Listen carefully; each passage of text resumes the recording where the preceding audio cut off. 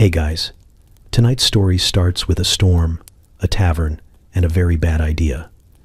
You remember rum, laughter, and a promise of gold. You do not remember volunteering to be tied to a mast at sunrise while a man named Toothless Jim yells about democracy. The ocean roars like a god with a grudge.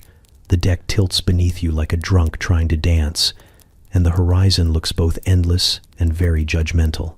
You've stumbled into the golden age of piracy, a world of freedom, filth, and questionable hygiene. And whether you meant to or not, you're here for the ride. But before you get too cozy, I just wanted to take a quiet moment to mention something new. I recently made another channel called Science to Fall Asleep To. It's a little different, but just as good for drifting off. You can find the link down in the description and pinned comment. But while you're here, take a second to gently tap that new hype button YouTube just added. It really does help little guys like me push through the algorithm. And of course, don't forget to like the video and subscribe, but only if you genuinely enjoy this strange little corner of quiet storytelling. Drop a comment with where you're listening from and what time it is for you. It's strangely comforting to know who else is drifting off with us around the world. Alrighty, that's enough instructions for one night, isn't it? Now, get comfortable, let the day melt away, and we'll drift back together into the quiet corners of the past. You wake to the sound of waves arguing with the hull and a headache that feels like divine punishment. The air smells like salt, sweat, and rope, the kind of scent that sticks to your soul. You try to sit up, only to realize the floor is moving, and not in the poetic, life is a journey way. Someone laughs nearby, a laugh like gravel in a barrel. You blink toward it and see a man with a beard so vast it might qualify for citizenship. He hands you a wooden bucket and says, "Welcome aboard, matey." His tone suggests you had a choice in the matter. You're on a ship, a real one, the kind that creaks like it's keeping secrets. Around you, men move in practiced chaos, hauling ropes and shouting about sails as if any of this makes sense. You try to stand, but your legs appear to have resigned without notice. The bearded man claps your shoulder hard enough to reset your spine. "Best start scrubbin'. Captain don't like passengers." You want to say you're not a passenger, but you also can't remember boarding. Your mouth tastes like rum, wood smoke, and shame. The deck stretches before you like an obstacle course made of splinters. You stumble to a patch of planks that look only mildly hostile and begin scrubbing. The water in the bucket is gray before you start, and you don't want to ask why. The ship lurches and you lurch with it, discovering a new kind of seasickness that's both emotional and physical.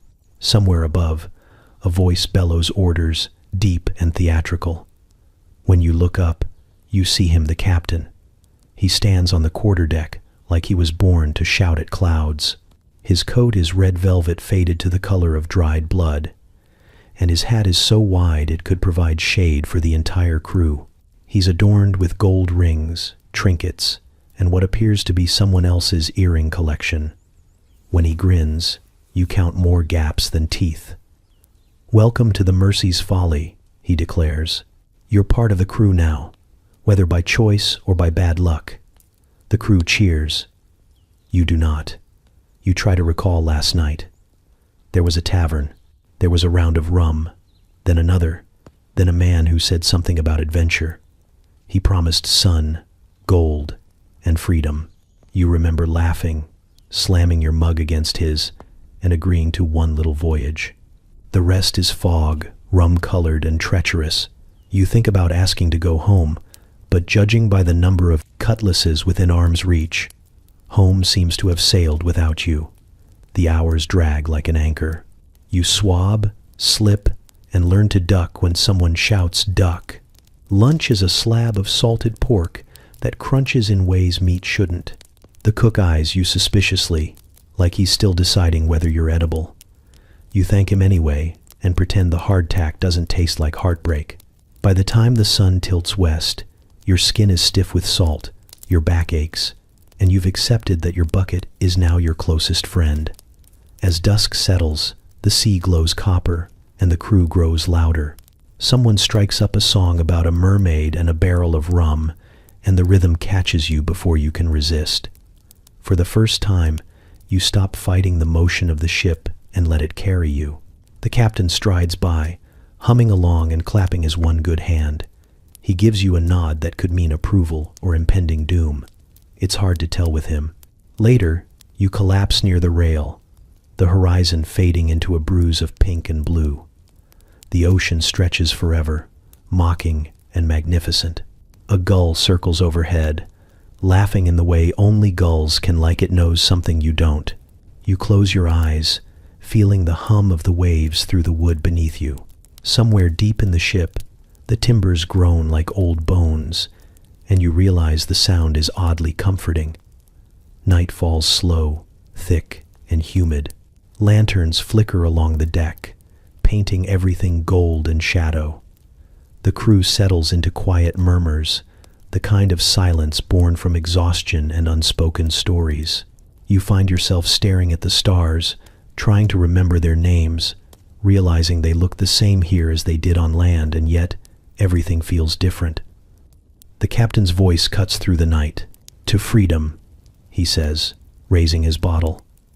The men echo him, rough voices tangled with the wind.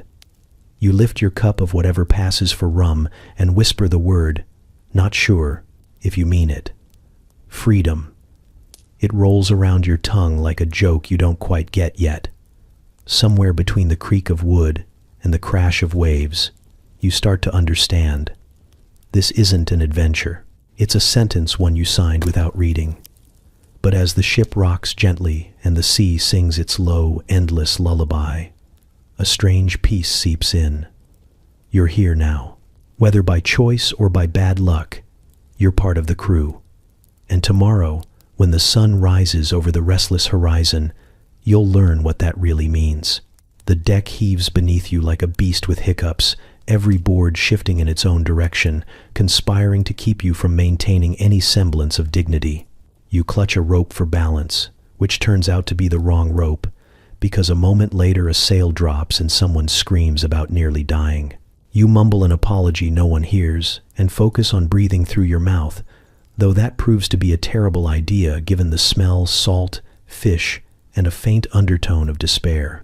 Someone shouts, "Find your sea legs," as if they're tucked in your pockets. You check anyway. They are not. Your job today, apparently, is to scrub the deck. It sounds simple until the ship decides to move every time you lower the bucket.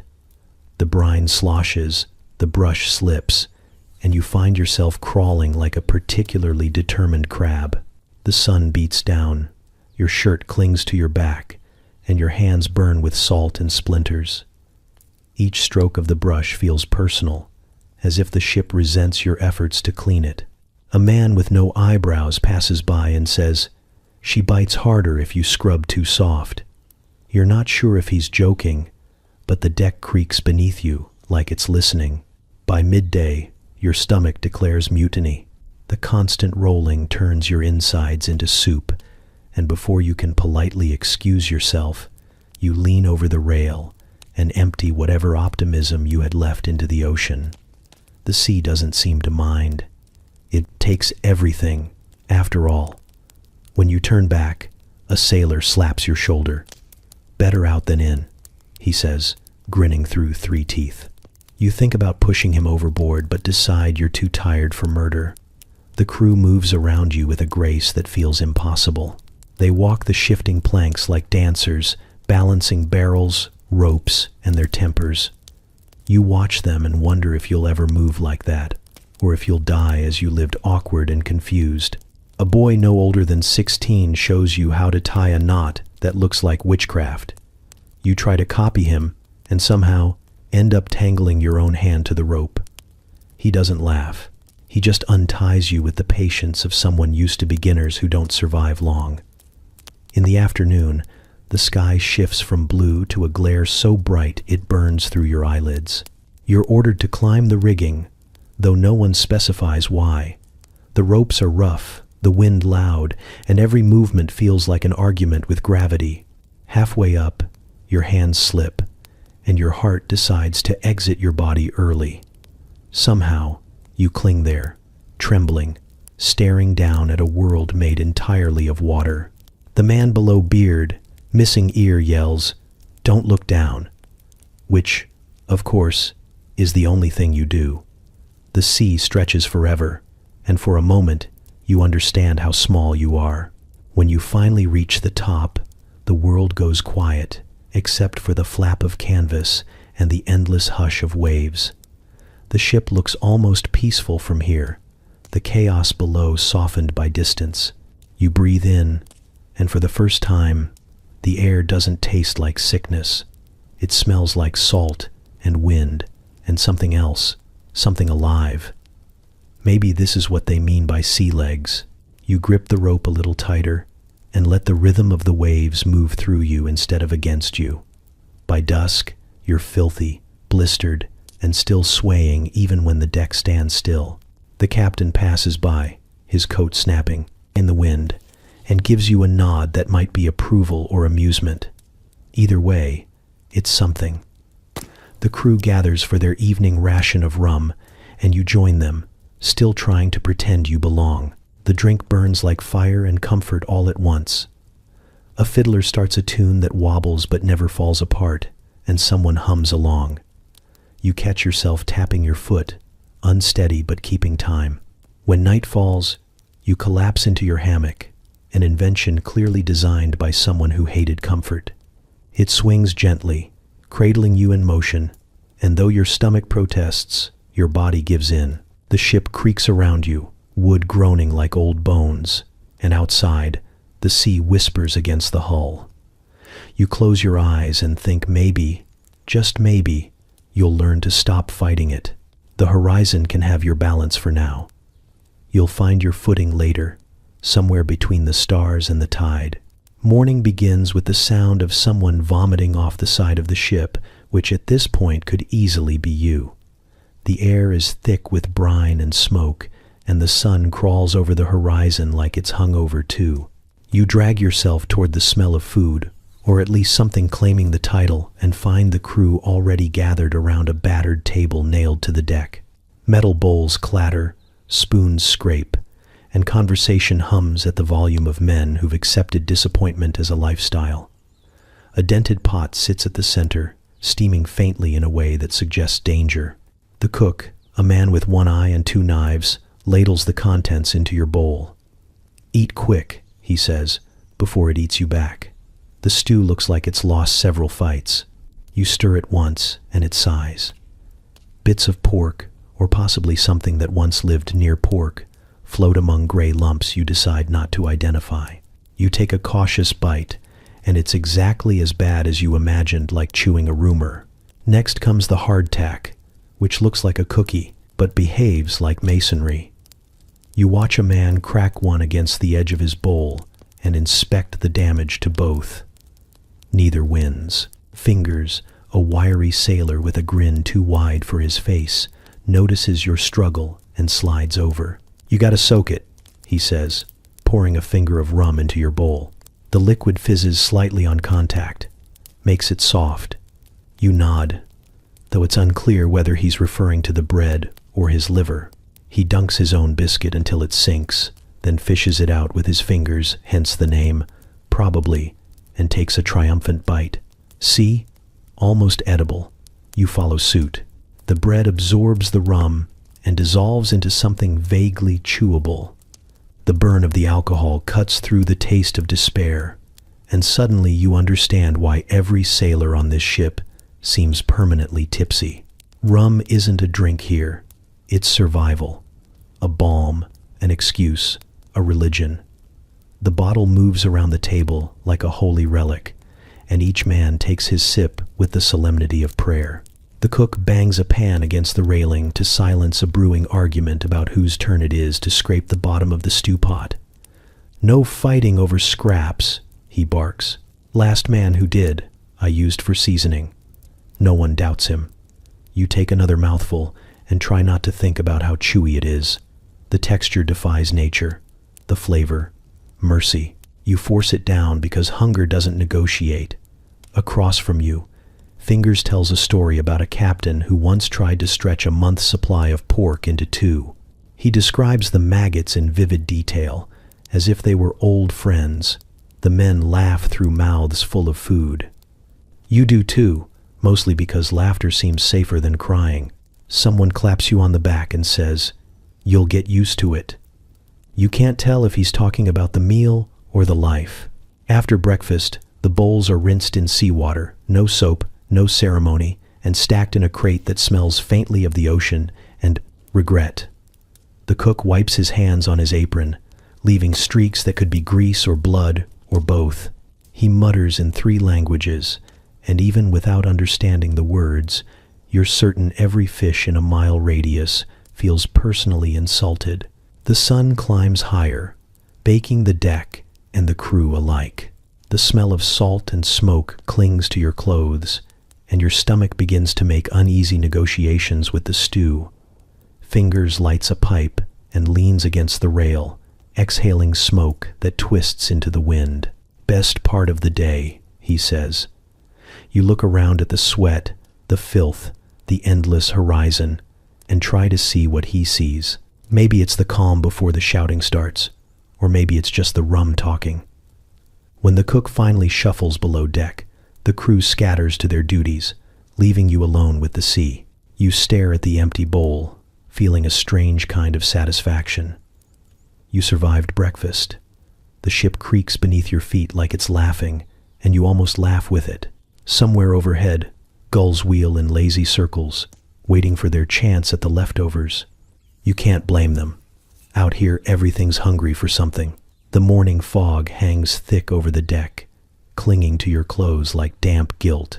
The crew gathers in a loose semicircle, half asleep and wholly suspicious, while the captain stands on a barrel, as though the sea itself needs to see him. In his hand is a piece of parchment so weathered it looks more like a relic than a document. He unrolls it with great ceremony, the kind that suggests, this isn't just another day of shouting and swabbing. The ship creaks beneath your feet as if leaning closer to listen. "The articles," he declares, his voice rasping with pride and rum. "Our law, our liberty, our curse, if you're fool enough to test it." The parchment trembles slightly in the wind. The ink faded, names scrawled across it in every style, imaginable, bold, sloppy, blood-stained. He reads, aloud each rule with a flourish, like a priest at a particularly dramatic sermon. No fighting on board, equal shares of plunder, death for theft, silence during watch. The punishment for mutiny, he adds, with a smile too wide to be friendly, is left to his imagination, which seems like the worst possible arrangement. You stand among the others, shifting uncomfortably as the list continues. Every few lines, the crew murmurs their approval, some crossing themselves, others spitting for luck. The air feels heavier with each word, thick with something between superstition and faith. The captain finishes reading and holds out a quill. "Each man signs," he says, "so the sea knows who she owns." The man ahead of you, a sailor with tattoos curling up his neck like ivy, pricks his thumb and presses it to the page. "Ink don't last," he mutters. "Blood does." The next man follows suit, and then the next. When the quill reaches you, your hand hesitates. The parchment looks alive, names, overlapping names, smudged fingerprints, a faint shimmer of salt like the ocean has already touched it. You dip the quill in ink anyway, and sign your name with something between confidence and panic. It comes out looking like both. When everyone's finished, the captain rolls the parchment carefully and tucks it into a brass tube hanging from his belt. "We're bound now," he says, "not just by choice, but by the sea herself. Cross the code, and she'll take her due." His voice lowers to a near whisper. Some say quicker than I will. A few of the men chuckle nervously. Someone coughs. You catch the faintest tremor of something beneath the hull, like the ship itself exhaling. The crew disperses slowly, muttering as they return to their work. You linger near the rail, watching the water churn against the boards. It's darker than usual, green edged with black, like ink that's still drying. A sailor sidles up beside you, a thin man with a scar down, his jaw and a permanent squint. "Don't mock the articles," he says quietly. "Last fool who did got himself pulled overboard on a calm sea." You laugh, because it sounds absurd. He doesn't. "Wasn't the sea that killed him," he adds. "It was what came up from under." You tell him you don't believe in curses. He nods. "No one does," he says, "until they start hearing things." His gaze drifts toward the water, unfocused, like he's listening for something you can't hear. Then he walks away, leaving you with the uneasy feeling that maybe the ocean's been listening too. Later, as you're hauling rope, the wind shifts. The sails snap sharply, though there's barely a breeze, and somewhere deep in the ship a low groan echoes through the wood. The sound isn't quite human, but it's close enough to make the hairs rise on your arms. Fingers swears it's just the hull settling, but you notice he avoids stepping near the place the noise came from. That night, the captain toasts the new signings. Rum flows, laughter grows, and for a moment it feels almost like celebration. But beneath it all, the ship keeps creaking in slow, deliberate rhythm, like the sea knocking softly from below. You try to convince yourself it's nothing a trick of the wind, the wood, the waves. Yet as the lanterns flicker and the laughter fades, you can't shake the thought that the ship is listening again, remembering every name written on that cursed parchment. And if she remembers, she also keeps count. You spend your morning staring at the ropes like they're snakes, pretending to be tools. The bosun, a man with a face like dried leather and a voice that could peel paint, informs you that you'll be learning to climb the rigging today. You tell him you're not sure you're ready for that kind of spiritual journey, and he tells you to move before he finds creative uses for the cat-o' nine tails. So you climb, slowly, awkwardly, regretting every career decision that led to this moment. The ropes burn your palms as you pull yourself upward, each knot a new opportunity to fall to your death. The wind hits harder the higher you go, pushing and shoving like a drunken friend who doesn't know when to stop. Below, the deck shrinks until the men look like ants arguing over crumbs. You cling to the rigging, breathing through your teeth, trying to look brave but mostly looking like a wet laundry line that lost the will to live. The bosun yells from below, "Move like you mean it." You move, though it's unclear what you mean. When you finally reach the crossbeam, the ship sways beneath you, and suddenly you understand how gods must feel terrified and very far from the ground. The ocean stretches in every direction, a glittering blue that looks harmless until you remember it's miles deep and entirely uninterested in your survival.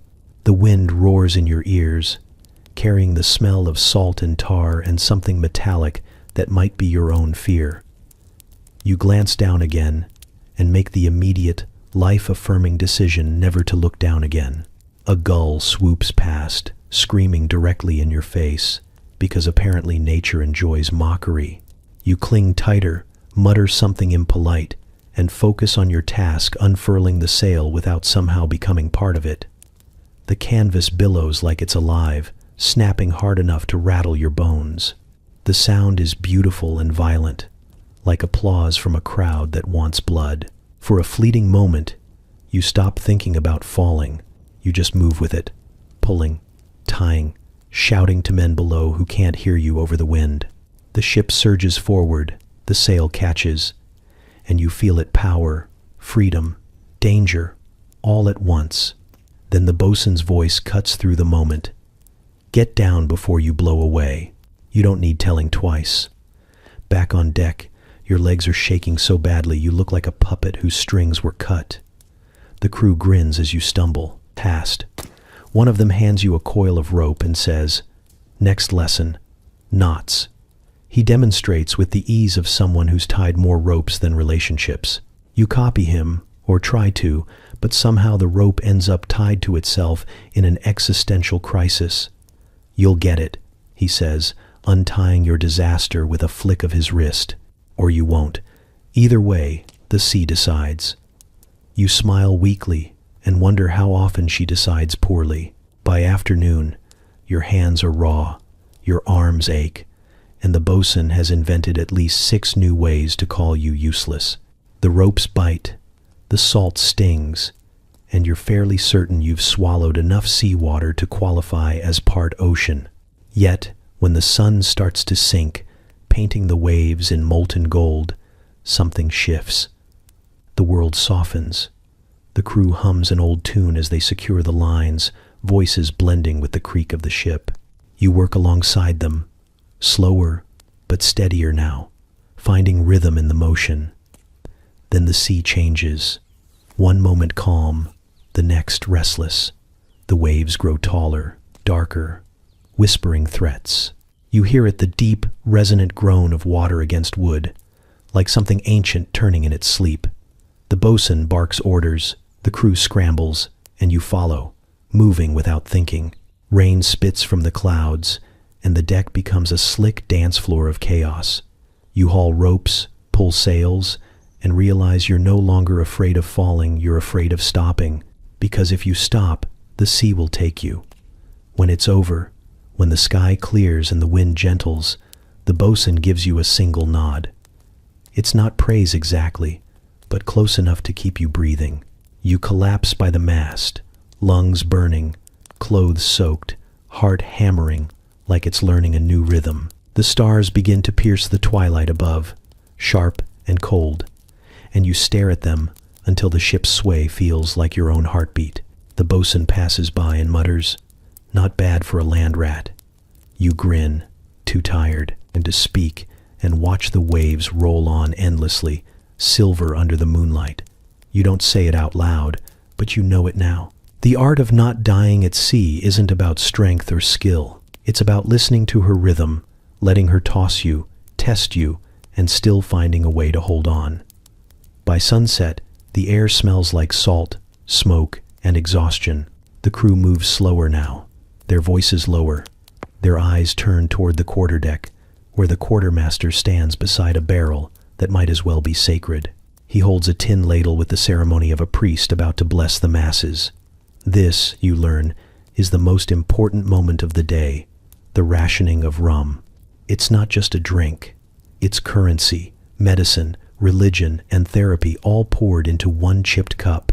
When your turn comes, he doesn't look at you so much as measure your worth by how well you've worked. His hands are steady, his expression not. The ladle dips, the rum sloshes, and suddenly you're holding more than a drink, you're holding permission to forget. It smells like fire and comfort, like bad decisions preserved in alcohol. The first swallow burns its way down, lighting a trail through your ribs. The second smooths the edges. By the third, you're convinced you might survive this life after all. Around you, the crew drinks like it's holy ritual. Conversations bloom and wilt in the same breath. Someone's telling a story about a mermaid with too many teeth. Someone else swears they once saw an albatross wearing an earring. Fingers plays dice with a man missing half his nose, the two of them laughing like old friends or future enemies. It's hard to tell. The bosun leans against the mast, humming something that sounds like a lullaby until you notice the lyrics involve strangling a tax collector. You sit near the railing, the ocean breathing heavy below. The stars creep out one by one, shy at first, then bold enough to glitter across the sky like spilled salt. The rum warms you from the inside, slow and dangerous. You realize the sea's never still, it shifts, sighs, murmurs, and somewhere deep beneath it all, there's rhythm. You start to hear it, the way the waves keep time with the creak of the hull and the low hum of the crew. It feels almost like music. The quartermaster returns for another round, pouring with less ceremony now. He catches you staring into the barrel and grins. "Careful, lad," he says. "Stare too long. You'll see your future in there, and she won't be smiling." You laugh, but he doesn't. He just moves on, leaving you with the uncomfortable thought that maybe he wasn't joking. As the night deepens, someone starts a song. A fiddle scratches out the tune, slow at first, then rolling like the tide. The lyrics are half nonsense and half confession. Stories of lost ports and worse women, of storms that took everything but left the rum.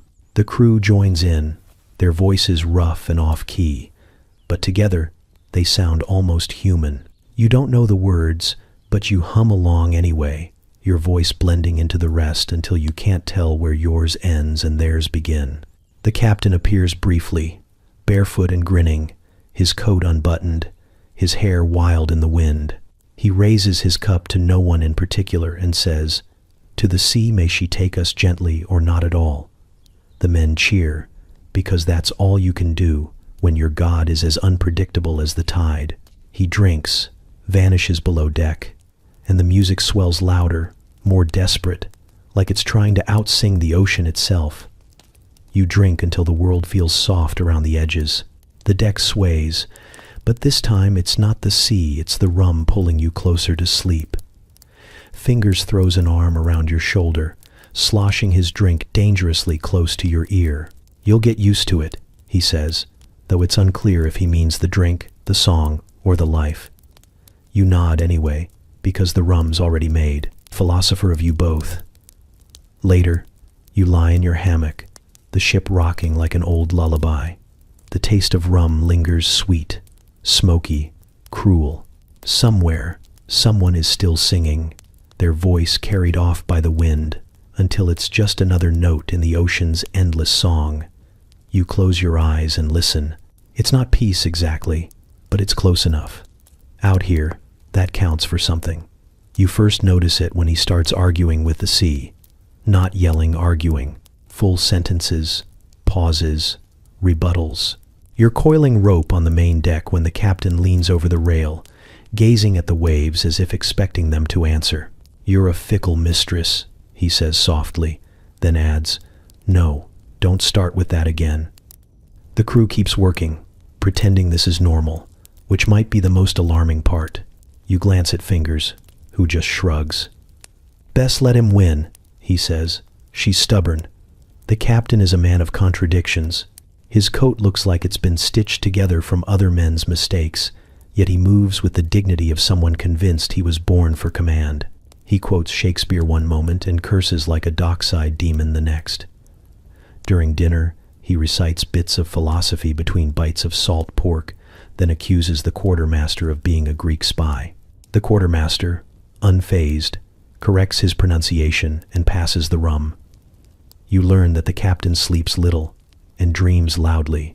Some nights, you hear him pacing above deck, muttering about the horizon, the tides, the voices in the mast. Other nights, laughter bursts from his cabin, wild, bright, unshared. Once, when the crew was silent during a fog so thick it swallowed the stars, he burst out onto the deck and shouted, "Even the world holds its breath for me." Then he tipped his hat to the fog and went back inside. No one said a word. His quarters are a shrine to chaos. Maps cover every surface, layered with strange symbols drawn in ink that looks suspiciously red. Shelves overflow with books that smell of mildew and obsession. There's a birdcage hanging by the window empty, except for a feather that twitches when the wind moves. And in the corner, in a small wooden box lined with silk, lives the Admiral, a rat the size of a fist, gray and patchy, eyes too bright for comfort. The captain feeds it crumbs from his hand, whispering things you can't hear. Once, you pass by and catch him mid-conversation. "No, Admiral," he says, "we can't eat the cook. He's still useful." He pauses, listening, then nods. "Aye, but we'll keep the idea in mind." The crew treats the captain's madness like bad weather, unpredictable, but survivable. They follow his orders without question, not out of loyalty, but because somehow, despite everything, he always seems to be right. When he says the wind will shift, it does. When he says another ship is near, you spot sails on the horizon within the hour. It's unnerving, like the sea itself is in on his madness. One evening, after a long day of patching sails and pretending to know what you're doing, the captain calls for you. His cabin smells like candle wax and secrets. He's standing by the window, staring out at the sunset, bleeding into the water.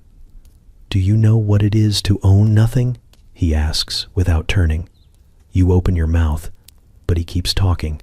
The land has laws, the sky has gods, but the sea, she belongs to no one. That's why she's honest.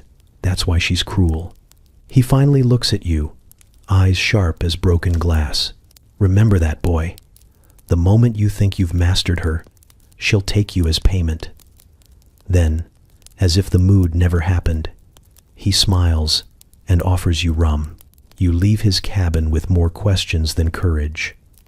The wind howls that night, carrying laughter that might be his or might not. The sails snap like they're trying to escape, and somewhere below, the Admiral squeaks in, perfect rhythm. You wonder if he's truly mad, or if madness is just what the sea makes of men who look at it too long. At dawn, he's on deck again, coat whipping in the wind, eyes fixed on the horizon. He speaks to no one, yet every man moves in sync with his silence. When he finally does speak, it's soft but certain. There she is, he says, pointing toward a distant line of dark sails. Our next prize. No telescope, no lookout, just certainty. And sure enough, within the hour, black sails rise against the sun. The crew cheers. The captain just smiles, that sharp, unsettling smile. You look at him, then the man, the myth, the madness, and you understand why they follow him. Not because they trust him, but because he's already part of whatever storm is coming. When he laughs, the sea laughs with him. And when he goes quiet, even the wind holds its breath. The quartermaster keeps the only thing more feared than the captain's temper, a ledger bound in cracked leather and bad decisions. It sits on his table like a holy book, surrounded by dice, coins, and the occasional dried stain no one wants to identify. Every number, every mark inside it, decides who gets fed, who gets flogged, and who gets quietly thrown overboard when no one's looking. You learn this quickly when you ask for extra rations, and he looks at you like you've requested his soul. Fair shares, he says flatly, and you ain't earned fair yet. He's not a large man, but he carries the kind of weight that doesn't come from muscle. It's authority, the kind that can crush you with a glance and a muttered curse. His voice sounds like gravel being poured through a funnel, and when he speaks, even the rats stop chewing to listen. He wears a hat that used to be black, a belt full of keys and daggers, and a grin that never means comfort. His name is Dawes, though everyone calls him Judge. You get the feeling it's not ironic. Disputes come to him daily: who stole, whose rum, who cheated whose dice, who insulted whose mother in which language. He listens to each story with the patience of a man who's heard every variety of stupidity. Then he settles it in the simplest way possible. 2 dice, 1 roll. Fate's fairer than I am, he says, tossing the bone cubes onto the table. The loser accepts it because no one argues with the man who keeps the list of who gets paid after the next raid. Justice at sea, it seems, is loud, fast, and occasionally drunk. When you first see him record the shares of plunder, it's like watching someone divide eternity. He dips his quill in ink and mutters as he writes, counting by memory alone. Captain's double share, quartermaster's share, crew shares, wounded share, ship's repairs. The rhythm of his words is hypnotic. Coins clink into piles, jewels scatter like spilled light, and all the while he hums an off-key tune. You realize the man might be half poet, half undertaker. Every tally he writes feels like a small prophecy. One evening, you find him on deck with the ledger open and the moonlight spilling over the pages.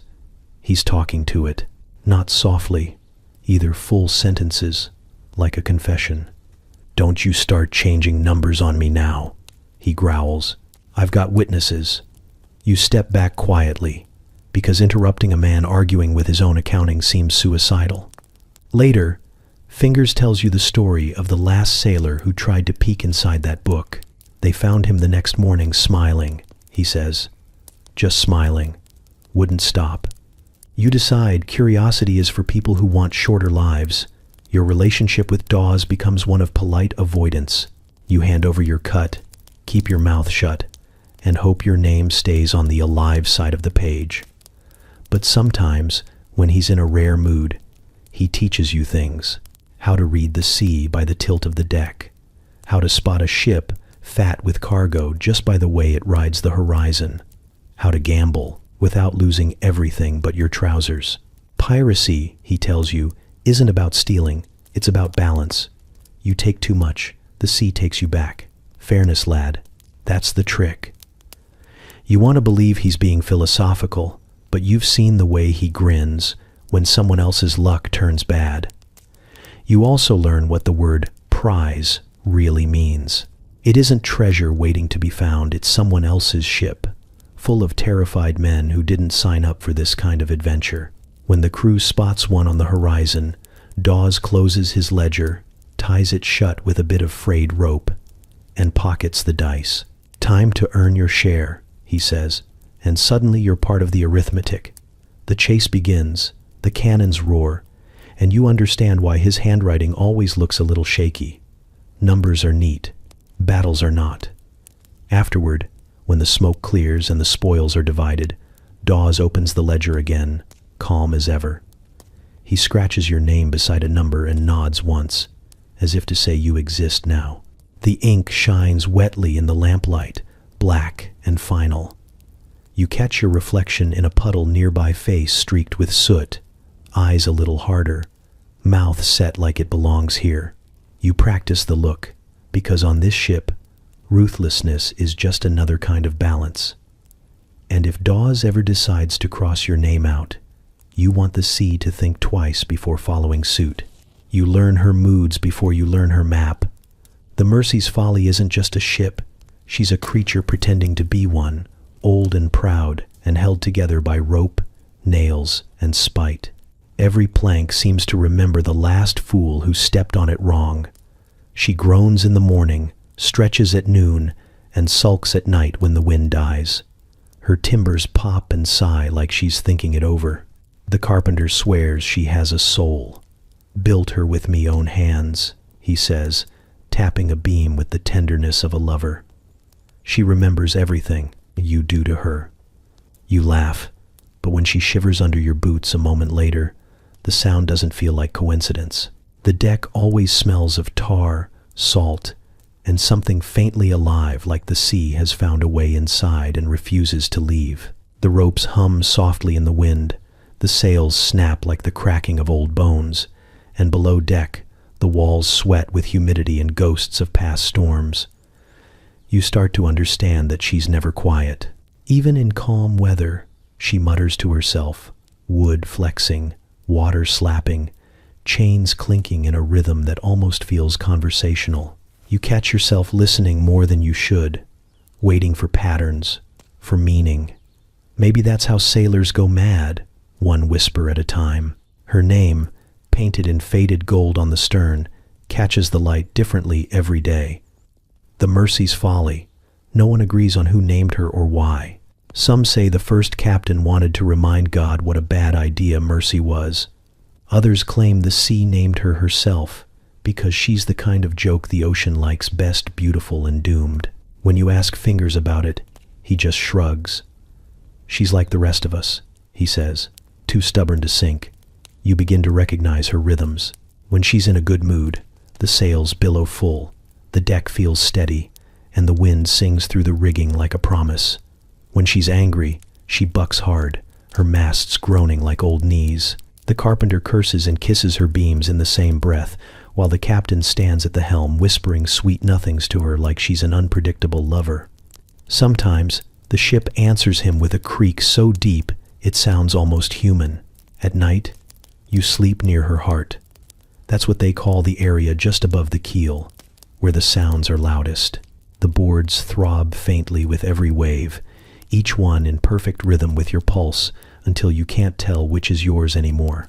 It's comforting, in a strange way, like being cradled by something vast and temperamental that could crush you but hasn't yet decided to.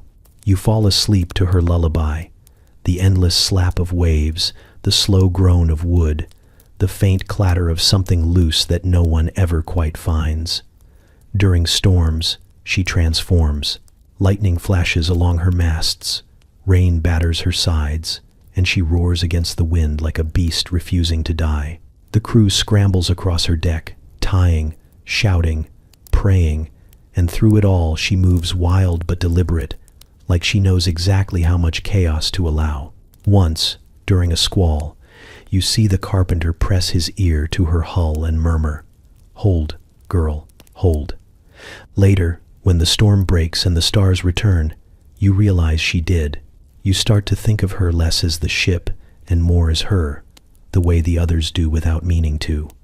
You pat her rails when you pass, whisper a quiet thank you when she spares your balance. The superstitions make more sense now. You don't whistle on deck, don't curse the wind, don't insult her name, not out of belief. Exactly, but out of respect. She's earned it. One evening, as the sun dips low and the sea burns orange, you sit by the stern and watch the reflection of her hull flicker in the water. For a moment, the surface smooths, and you see her full shape beneath the waves, dark, graceful, alive.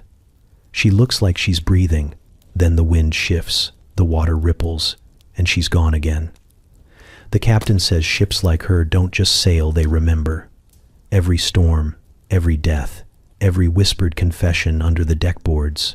You think about that as you lay in your hammock, the Mercy's Folly creaking softly around you, the ocean sighing beneath.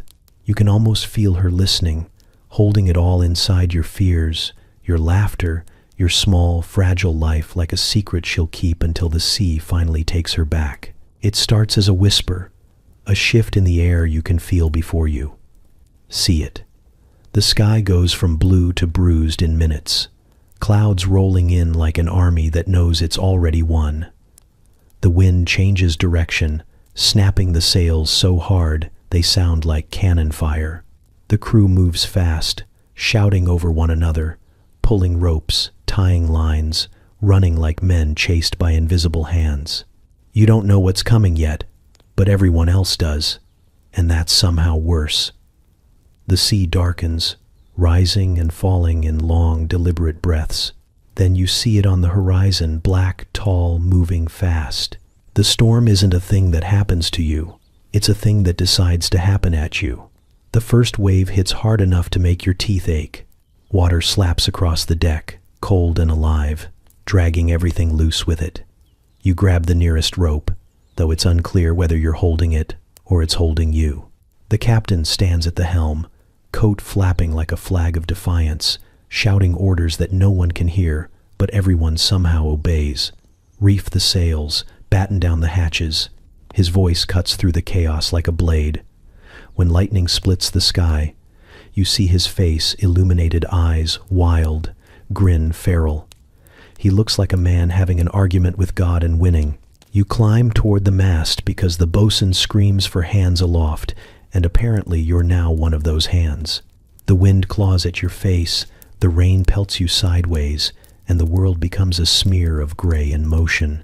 Every plank beneath you groans, the ropes tighten like tendons, and somewhere below, the Mercy's Folly howls her own protest. The storm doesn't feel like weather, it feels personal. The sea wants you, and she's not being subtle about it. You can't see the horizon anymore, just walls of water folding and unfolding, towering above the ship before crashing down with a noise that swallows thought. Men vanish and reappear between waves like ghosts. Someone shouts for the carpenter, someone else prays. Fingers skids, past you on his knees, clutching a bucket, and yells something that sounds like, "She's taking water." You want to help, but you're too busy staying alive. The rain tastes metallic, the wind screams, and the ship feels less like a vessel and more like a stubborn animal refusing to drown. The captain doesn't steer anymore, he wrestles. He curses the storm by name, calls it coward, calls it lover. "Is that all you've got?" He bellows into the black sky, as if daring the lightning to aim higher. The thunder answers immediately. The crew groans in unison, half in awe, half in terror. You think he might be insane, but right now his madness feels like the only thing keeping the ship afloat. When the mast shudders, you cling tighter, arms shaking, lungs burning from salt and fear. You can't tell where your heartbeat ends and the storm begins. The sea is everywhere under you, over you, inside your mouth. You hear the groan of the hull, deep and pained, and for a moment you swear you feel her heart beating, fast and desperate, like yours. You whisper to her without thinking, "Hold on," and somehow she does. Then it happens, the break. One moment, everything is noise and chaos and fury. The next, it's gone. The rain thins, the thunder drifts away, and the sky begins to lighten at the edges. The wind exhales a long, tired sigh. You're still clutching the rope, knuckles white, when the silence hits. It's too sudden, too complete. You blink, waiting for the next wave, but it doesn't come. Just still water stretching endlessly, the horizon bleeding into pale gold. The deck is a wreck of ropes, barrels, and men too exhausted to care. Someone coughs, then laughs. Another starts cheering, weakly at first, then louder. Fingers throws his arms up and howls at the dawn. You join in, voice hoarse, half laughter, half disbelief. It doesn't sound like victory, it sounds like survival pretending to be joy. The captain leans against the helm, drenched and smiling faintly. "Told you she'd hold," he says, almost to himself. The crew erupts again, not because they believe him, but because they're alive enough to argue about it later. The sun rises slow and red, spreading light over the calm water. You sink to your knees, breathing hard, salt drying on your lips, the deck still trembling faintly beneath you. For the first time since the storm began, you can hear the ocean breathe. And though it's calm now, you know it's only resting. The sea never forgets its promises. You hear it first as a rumor passed along the deck like a contagious hope. Then the shout comes from above, "Land ho!" and every man on board freezes mid-task. The sound carries through the rigging like a miracle, though it's the kind of miracle that usually ends up costing you something later. You rush to the rail, eyes straining at the horizon, and there it is, a smudge of green and gray in the endless blue, wobbling in the distance like it's still deciding whether to exist. After weeks of sea and salt and the vague taste of madness, it looks like paradise, or at least something that isn't water. The crew erupts in cheers, hats thrown, hands slapped, voices raw with relief. Fingers starts dancing, which is generous of him, given his complete lack of rhythm. The captain stands at the helm, squinting toward the horizon, his grin sharp enough to cut rope. "Land," he repeats, as if he conjured it himself. Then he adds, "Prepare to drop anchor." The words hit like a benediction. You don't realize how tightly you've been holding yourself together until the tension snaps. You breathe like you haven't in days. As the island grows closer, details emerge, jagged rocks, crooked palms, a shoreline made of promise and disappointment. It's not the lush paradise of your imagination. It's smaller, harsher, the sort of place that looks like it resents being found. Still, it's land, real, solid, unmoving land. The crew cheers again, louder this time, because hope doesn't need accuracy, only opportunity. When the anchor splashes down and the ship steadies, men practically throw themselves overboard to swim the rest of the way. You follow, slipping into the warm shallows, boots sinking into sand that feels miraculous purely for not shifting under you. The beach greets you with the enthusiasm of a brick wall. The air smells of salt and rot, and the ground is covered in shells sharp enough to file your morals. You stagger forward, drop to your knees, and kiss the sand in a fit of gratitude. It tastes like dead fish. You cough, wipe your mouth, and try again anyway, because dignity has long since abandoned you. The ground remains unimpressed. "Kissing dirt now?" Fingers asks, trudging past. "Didn't think we'd reached that part of madness yet." You tell him to shut up and keep kissing, because at least this madness comes with footing. The others scatter, exploring what little there is to explore. A few palm trees lean drunkenly over the beach, their coconuts looking as though they might attack if provoked. The captain stands at the edge of the shore, hands on hips, studying the terrain like a man inspecting a bad investment. Gold, he declares suddenly. I can feel it. The crew cheers again, because it's that or mutiny. You, however, look around and see only rocks, birds, and an army of crabs glaring with territorial malice. The crabs, as it turns out, are the island's most dedicated residents. They swarm in slow, deliberate waves, pincers clicking like the sound of distant applause. One climbs onto your boot and stares up at you, as if deciding which part to eat first. You flick it away gently, unsure whether it's wise to offend the locals.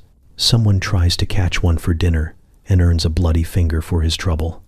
The cook mutters about bad omens and goes back to sharpening his knife. By evening, the crew has built a fire, though. Half the smoke blows straight back into your faces. The captain sits beneath a palm tree, rum in hand, spinning dreams with that preacher's glint in his eye. We'll find gold here, he insists. Maybe buried by the Spanish, maybe dropped by the hand of God himself. Either way, it's ours. The men listen, half drunk on the idea, half on actual rum. The flames flicker across their faces, painting them in gold they'll never touch. You sit apart, watching the waves crash softly against the shore. The island hums with insects and the slow hiss of the tide reclaiming the beach. You think of the sea waiting just beyond the horizon, patient as ever. Maybe the captain's right, maybe there's treasure somewhere under this patch of rock, but you've learned that gold doesn't shine the same once it's yours. You pull your coat tighter and stare at the stars, bright and cold and far away. The captain toasts to riches, to freedom, to tomorrow. You lift your cup and drink, though what you're really toasting is survival. The fire crackles, the crabs keep watch, and somewhere in the dark beyond the shore, the Mercy's Folly sways gently on her anchor chain, listening. The first thing that hits you is the smell, an impossible blend of sea salt, sweat, and triumph, gone slightly sour. Nassau, the so-called Republic of Pirates. It's less a town and more an ongoing argument between civilization and chaos, with chaos winning by a comfortable margin. The harbor's crowded with ships leaning at odd angles, patched sails fluttering like flags of defiance. Cannon smoke lingers in the air, and somewhere, someone's playing a fiddle with all the precision of a drunk trying to charm his hangover. You step off the Mercy's Folly and into the noise, blinking at the riot of color and sound. It smells like freedom, which is to say it smells like bad choices waiting to happen. The streets twist like they were designed by someone who'd never been sober. Taverns spill out onto the dirt roads, their doors swinging open to reveal laughter, fights, and songs that have too many verses about drowning. The market's a miracle of useless treasures, a basket of stolen buttons, a tooth from an animal that probably still misses it, and a parrot that swears like it just lost at cards. Merchants shout prices no one intends to pay, and the air hums with the constant rhythm of haggling, swearing, and the occasional explosion of glass. You wander because everyone does. A man with 3 teeth and the confidence of 10 tells you about buried treasure just past the 3rd palm tree that looks suspicious. Another tries to sell you a map drawn in spilled ale. You buy it anyway because it seems rude not to. The rum helps with that sort of logic. Speaking of rum, you find it everywhere. In mugs, in barrels, on breath, even splashed across your sleeve when a stranger toasts to the Queen's demise and slaps you on the back hard enough to shift your spine. Time dissolves in Nassau. Days blend into nights. Nights collapse into mornings that come too soon. You drink, sing, lose at dice, win at lying. You gain friends whose names you forget and enemies you probably deserve. Someone challenges you to a duel using spoons. You accept because apparently that's who you are now. You wake the next morning in a hammock strung between 2 barrels, your mouth tasting like sugar and sin, and your left boot gone. You find it 3 days later hanging from a tavern sign, stuffed with limes and someone else's note that just says, "Thanks." There are moments that feel like belonging. A barmaid teaching you a shanty that doesn't end until everyone's too drunk to remember the words. A game of cards that lasts until dawn, where the stakes shift from money to pride to the promise of a story. The tattoo happens somewhere in the middle of it all. You only notice it later, when the sting catches your attention.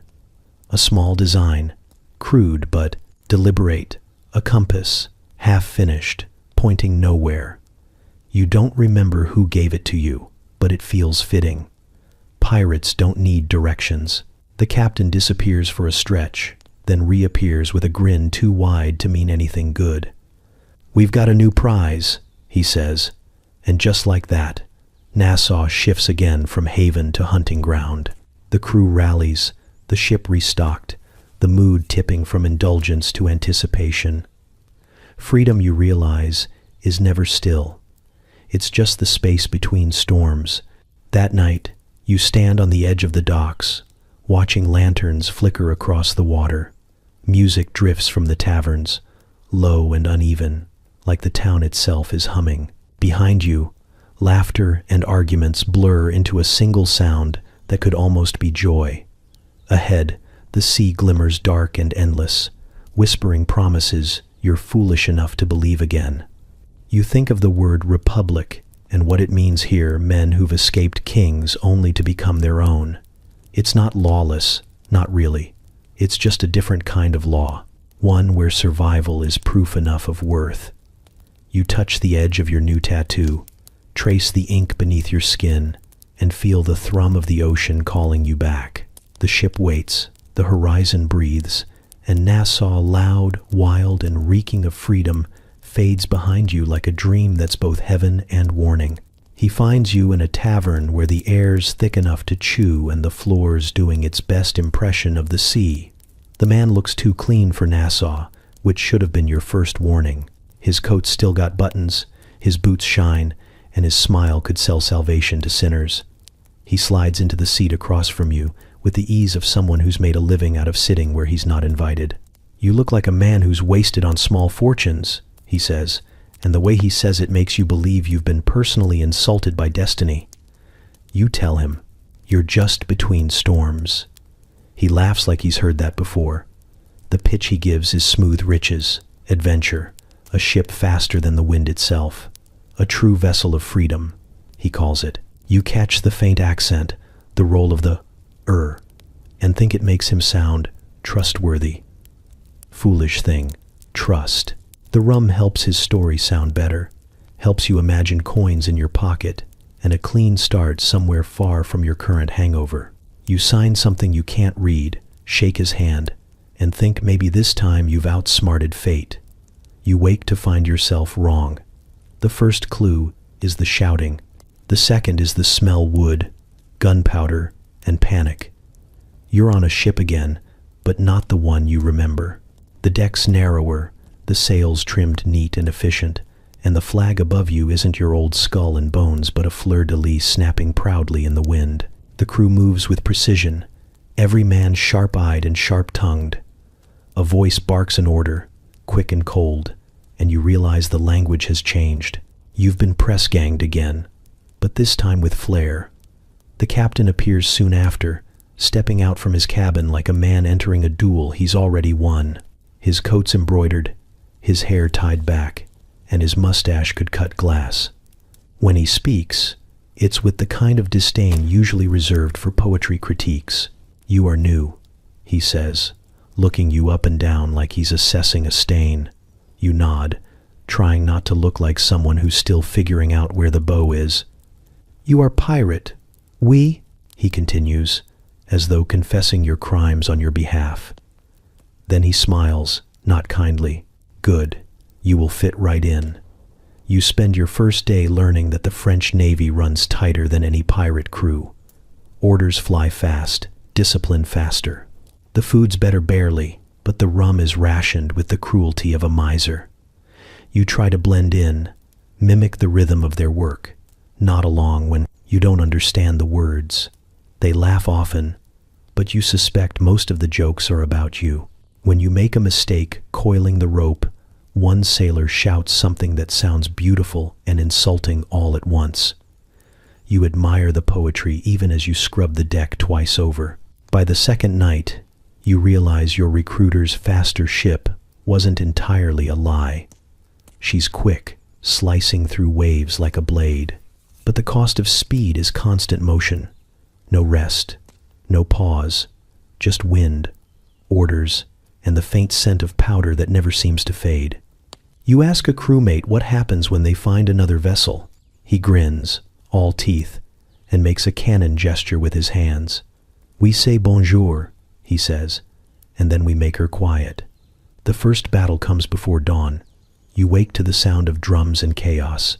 The captain stands tall at the helm, shouting commands like a conductor leading an orchestra of thunder. You load powder, light fuses, run until your lungs burn. The air fills with smoke and screams and the taste of metal. You don't know who you're fighting, just that it's not for gold, not for freedom. It's for someone else's flag. When the noise dies, the deck's slick with salt and blood. The French captain lights a cigar, surveys the wreckage, and murmurs something that sounds like poetry but feels like victory. The crew cheers. You stand among them, half deaf, half dazed, and realize this isn't a mistake anymore. It's employment. Later, staring at the stars, you think about the recruiter's smile, the promises that sounded so much like hope. You can almost hear his voice again, warm and convincing. Faster ship, richer prize. He wasn't wrong. You just misunderstood the prize. It isn't gold, it's survival, and you're getting good at earning it. The first time you touch a cannon, it feels like shaking hands with something that wants to kill you. The metal's cold and slick with salt, the air heavy with the promise of explosions. You're shown how to load it, powder, wadding, shot. But the explanation is delivered in French, shouted over wind, and punctuated with laughter that doesn't sound encouraging. You nod anyway, pretending confidence, and hope physics is more forgiving than the captain. The order comes fast. Phew. The men around you move in perfect rhythm, pulling ropes, ramming rods, lighting fuses. You mimic them with the energy of someone acting in a play they haven't rehearsed. When your turn comes, you light the fuse, step back, and brace for what you think will be a polite boom. Instead, the cannon explodes with a sound like the world ending. The recoil slams you backward onto the deck, knocking the wind clean out of you. You lie there blinking at the sky, trying to decide whether you've died or just become part of the ship. The captain leans over you, grinning through the smoke. "Magnifique," he shouts. You blink, dazed. The cannonball, as far as you can tell, has gone nowhere near the target, possibly backward. The captain doesn't care. "You have the soul of an artist," he declares. You consider asking if he means that as an insult, but decide against it when he pats your shoulder with something that might be approval or pity. The rest of the crew finds your performance deeply entertaining. They slap your back, hand you rum, and recount the story to each other like it's already legend. The Englishman fires at God himself. Someone cackles. You raise your cup and drink, because rum forgives what skill cannot. The next round goes better, though mostly because someone else takes the fuse from you. You focus on hauling the cannon back into position, your arms burning, your ears ringing. There's an art to it, you learn. The rhythm of loading, aiming, firing, it's almost musical. The thunder rolls down the line, one cannon after another, shaking the deck like a heartbeat. Smoke billows thick and acrid, filling lungs until breathing feels optional. The smell of powder clings to everything, the air, your skin, the inside of your teeth. And through it all, the captain paces behind you like a conductor, shouting encouragement and insults in equal measure. By the third hour, you start to notice something else, the silence between the shots, the moments where the world holds its breath, waiting for the next explosion. That's when it hits you how small you are, standing on this floating splinter in an ocean big enough to swallow everything. Every blast you fire feels both defiant and pointless. The cannonball disappears into the horizon, swallowed whole, and the sea doesn't even notice. You start to understand why sailors drink. After practice, the deck's littered with spent wadding, scorched ropes, and men pretending their hands don't shake. The captain toasts to Le Courage, and everyone drinks like they mean it. You sit with the others, still half deaf, your pulse matching the echo of the cannon. Someone jokes that you nearly killed a seagull, and another swears he saw the bird flip you off mid-flight. The laughter rolls across the deck, easy and hollow. When night falls, the smell of gunpowder still hangs in the air. You sit by the rail, watching sparks from the lanterns drift upward before vanishing into the dark. The sea looks calm now, deceptively so, as if it hasn't just tried to throw your soul into chaos. You think about the cannon, how it roars and shakes and then falls silent again, waiting for someone foolish enough to light it. Maybe the sea's the same way, patient, powerful, indifferent to who wins.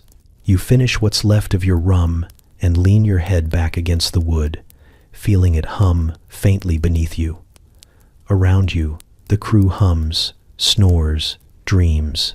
You're starting to see the pattern now, the endless cycle of fear, fire, and laughter. Freedom, you realize, isn't what they said it was. It's not peace or glory.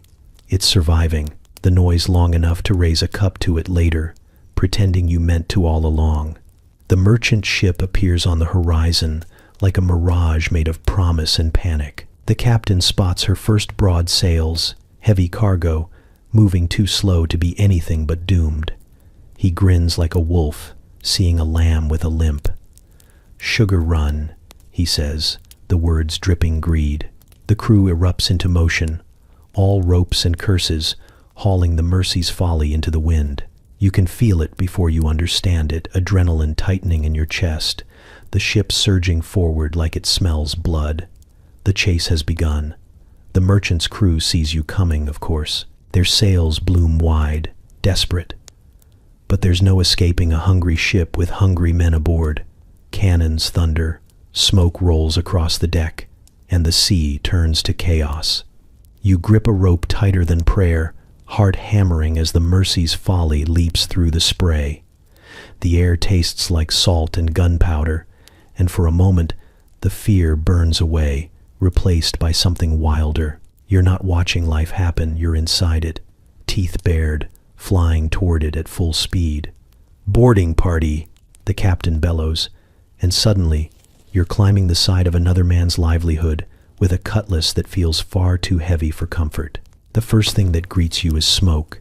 The second is a sailor swinging wildly with a belaying pin. You duck, stumble, and accidentally trip him. He goes down hard, his head clanging against the deck. The world stops for half a second. Someone cheers. "Brilliant strike," they shout, and before you can correct them, another voice yells, "Look at the new lad, bold as brass." You nod like that was exactly your plan, trying to look heroic while mostly trying not to vomit.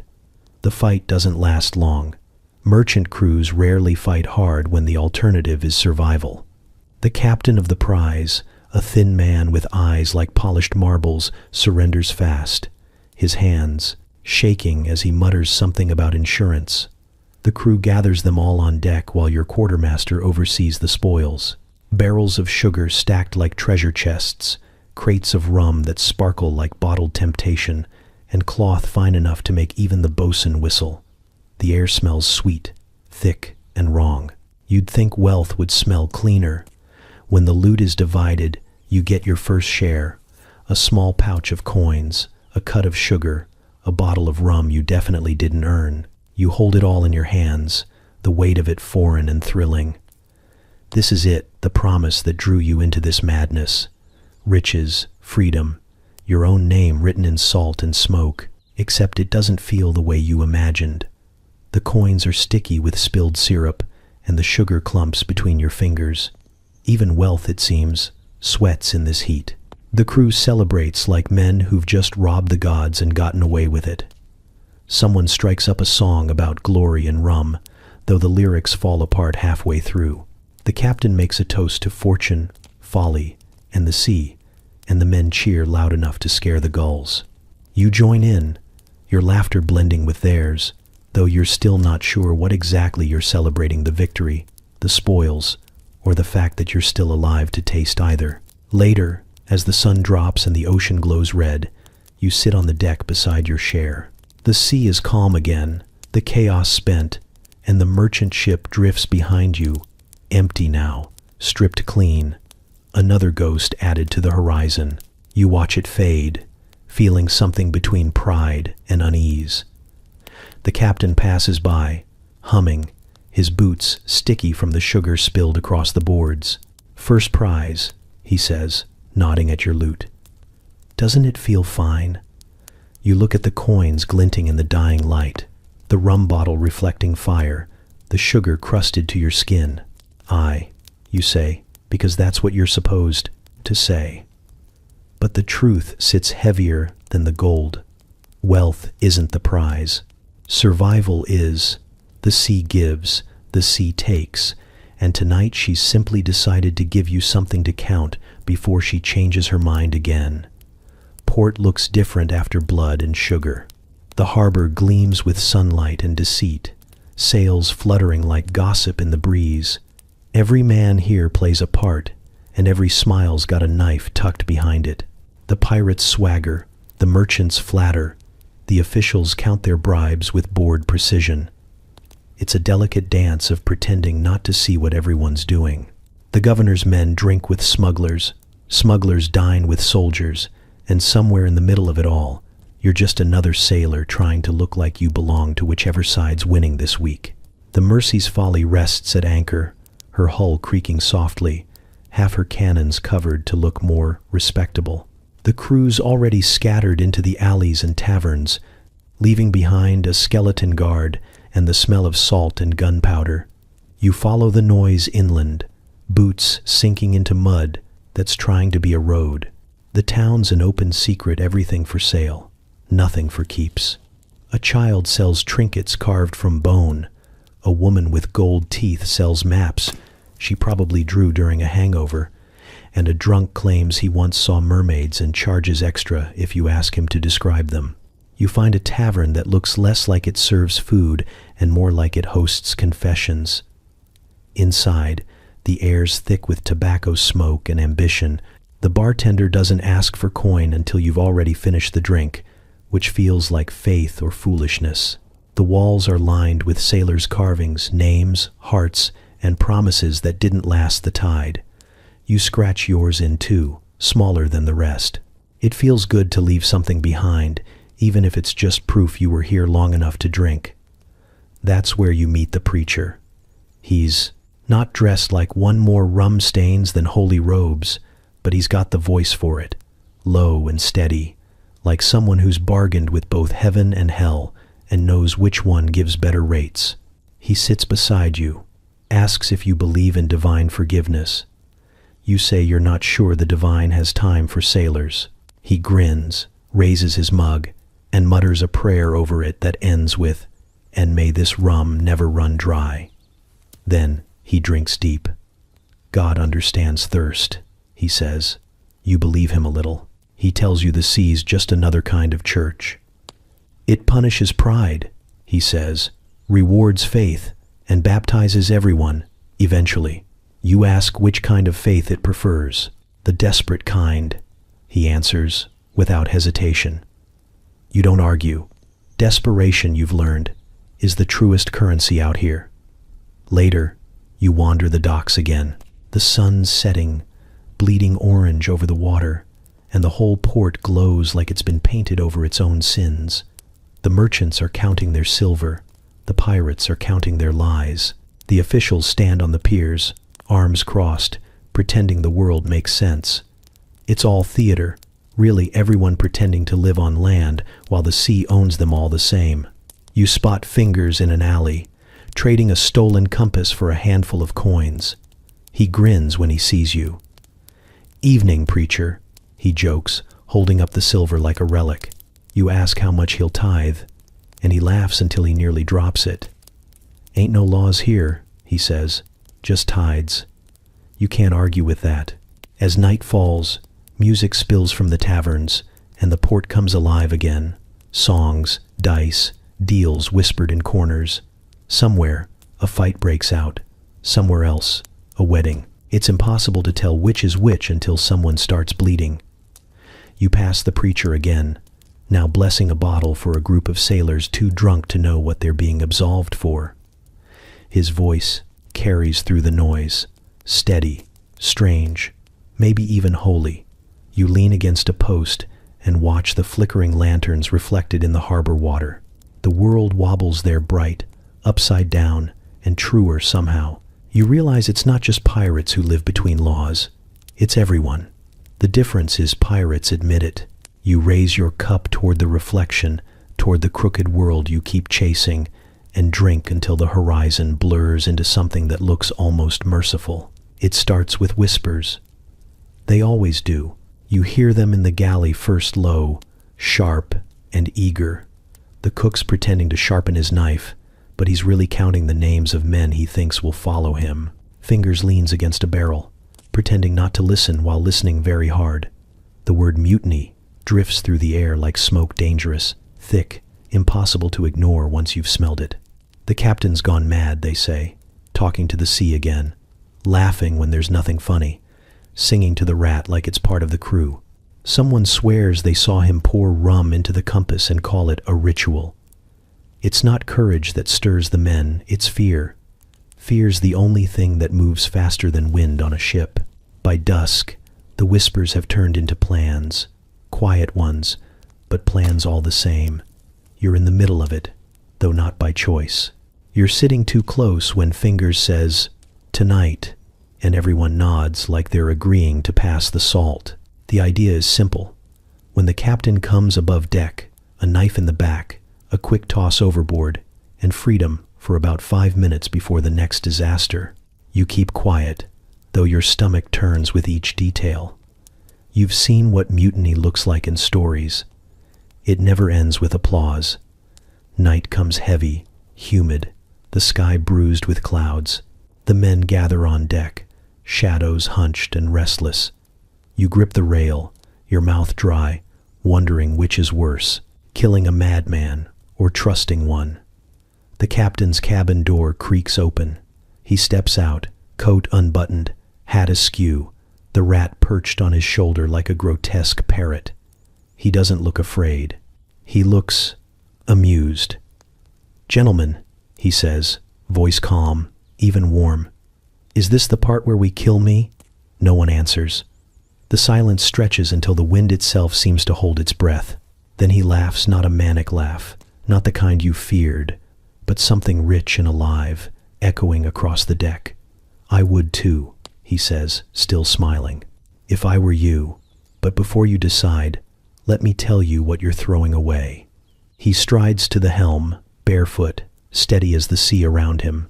"Liberty," he begins, "isn't a word some king gives you when you bow low enough. It's what you steal when no one's watching. It's the sound of cannon fire against tyranny and the taste of rum you didn't pay for. It's every sunrise that finds you still breathing when the world swore you wouldn't."